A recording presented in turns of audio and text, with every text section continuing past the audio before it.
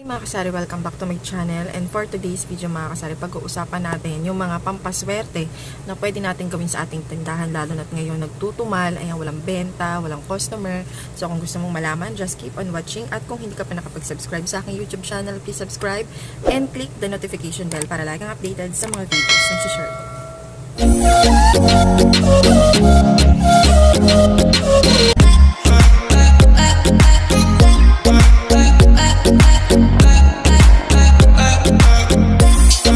Mga kasari, hello, good morning, good evening, kaya magandang hapon, pero ngayon talaga is good morning dahil 3:45 AM pa lang. So alam niyo naman, ang working hours ko is talagang sa madaling araw dahil 24 hours yung tindahan namin, so ako yung tagabantay.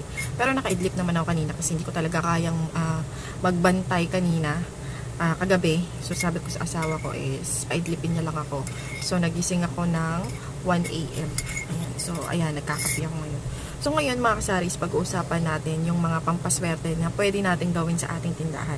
Napansin nyo rin ba, or ako lang yung nakapansin, na itong month na to, itong September, which is bare months, is sobrang tumal talaga, as in dito sa tindahan namin, sobrang tumal, na hindi na kami nakaka 2 digit, hindi na kami nakaka 2 digit na benta, na lagi naman nagiging benta ng mga nakaraang buwan. So naisip ko din kasi pumasok yung pasukan ng September, diba?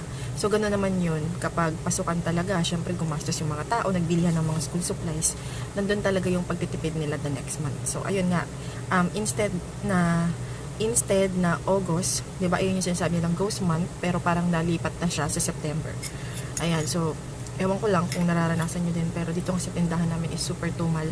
Hindi naman dahil sa kulang yung mga paninda, ganyan. Talagang makikita mong yung mga tao is nagtitipid kasi malalaman mo sa mga binibili nila. For example, yung sa ulam, more on noodles, tuyo, ganyan, itlog. So talagang malalaman mo kung nagtitipid talaga sila. So ayun nga, kahit naman kami is nagtitipid din naman kami.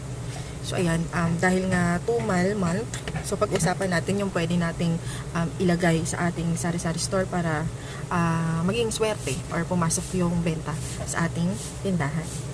So mga kasari, maraming mga pampaswerte na ginagamit ng mga store owner sa mga tindahan. So marami tayong pwedeng ilagay sa ating tindahan para pampaswerte. I-share ko sa inyo kung ano ito. So number 1 na dyan is ito yung pinakasikat, yung ating laurel. Ayan, itong laurel na to, kukuha ka lang ng 3 pieces ng laurel. Tapos kuha ka ng any kind of baso, basta yung medyo malalim siya. And lagyan mo siya ng asin. Ayan, either rock salt or iodized salt. So parang ganito, baso, ganyan. Or mas maganda is yung transparent. Tapos lagyan mo siya ng asin sa loob. Tapos itong laurel is, yung 3 piraso is patayuin mo siya. So yung iba kapag ganun is hinahayaan lang nila sa isang, kunyari ilalagay lang nila sa pinaka-center ng tindahan, ganun lang. Pero gagawin mo yon, sisindihan mo siya, susunugin mo yung laurel. Alam niyo yung para kayong tawag dito, nag-iinsenso, ayan. So, di ba kapag tayo ay nag-iinsenso, kinakalat natin yung usok. So, ganun yung gagawin natin. Ganun yung gagawin natin sa laurel. So, sunugin mo siya. Dried naman siya. So, madali siyang sunugin. Na nakapatong siya sa asin, sunugin mo siya. Habang nauupos siya, iikot mo siya sa tindahan mo and ikakalat mo yung usok. So, ayun yung sinasabi nilang pampaswerte. Kasi yung laurel daw po is nag-absorb siya ng energy. Nagtatanggal siya ng negative vibes. Ganun din yung asin. So, di ba kapag nga bagong taon, or kapag lilipat tayo sa bago nating bahay, di ba, madalas nating dala is yung asin. Asin, bigas, yun kasi yung mga old belief, yung mga pamahiin talaga ng matatanda na kailangan is, bago ka pumunta sa iyong bagong bahay, is magdala ka muna ng asin, tubig, at saka bigas. And kapag New Year's naman, ang inilalagay mo sa mesa is asin, itlog, coins, or pera, kahit ang pera, tapos itlog, itlog. So, ayun yung mga hindi nawawala sa ating pamahiin na pinaniniwalaan. So, meron din mga kasari yung sa lalagyan ng pera nila. Ang lalagyan ng pera talaga usually sa mga tindahan, sa mga lumang tindahan talaga is arenola. So, naabutan ko yon sa mga kamag-anak ko na nagkaroon din ng tindahan. As in, kapag once nag-open ka ng isang tindahan, automatic yan, ang lagayan mo talaga is arenola. Pansin nyo ba yun, arenola? Kasi swerte daw yun. Yun yung nagbibigay swerte kasi yun yung pinaka nilalagyan mo ng pera. And lagyan mo din daw siya ng laurel, kalamansi, At sabi pa nila, lagyan mo daw ng paminta, ganyan, tapos gisahin mo siya. Charot.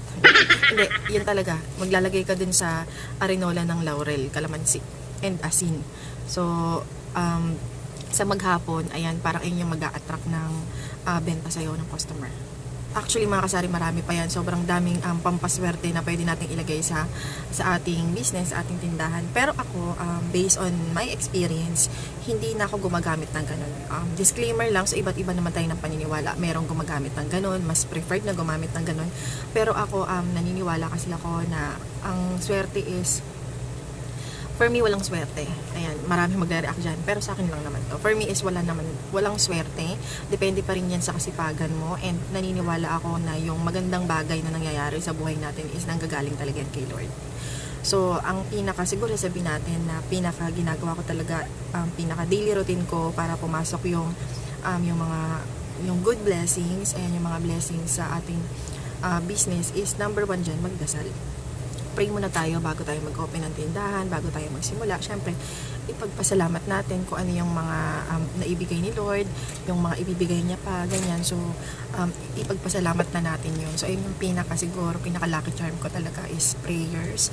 And, kay Lord kasi walang imposible. So, naniniwala ako dun. And syempre, samahan mo rin ng sipag, tiyaga, at mag-isip ka ng mga strategy na pwede mong gawin sa tindahan mo para puntahan ka ng mga customer. So, katulad nga dito, sobrang tumal, sabi ko nga sa inyo. Pero, nag-analyze ako kasi inisip ko baka yung tindahan namin is yung may problema, pero nalaman ko naman based sa aking analytic, based sa aking observation naman is talagang mahina talaga kasi nga nagkaroon ng gastos yung mga tao dahil sa pasukan. So, kahit naman ako, budget tight talaga ako ngayon. So, ganun. So, dito sa tindahan, napansin ko din na kailangan is kompleto ka.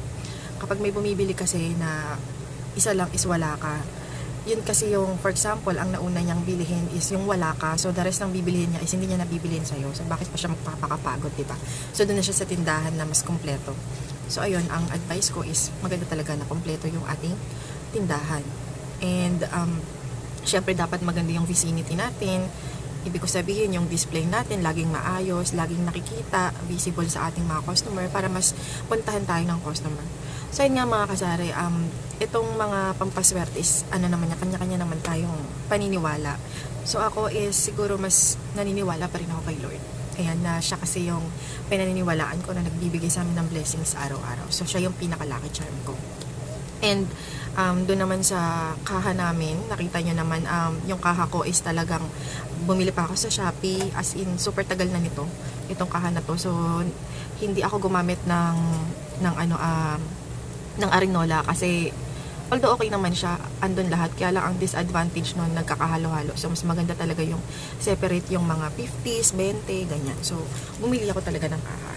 So ayun, huwag kayong baka may mag-comment dyan na ganyan. So, sinasabi ko nga po, disclaimer, iba-iba tayo ng paniniwala. So, sa akin, mga kasari, isang lucky charm ko is yung ating Panginoon. So, ayun, every day talaga sa routine, pag-pray mo yung business mo, ganyan. So, ayun, yun yung pinaka-lucky charm na pwede kong i-share sa inyo na talagang proven and tested.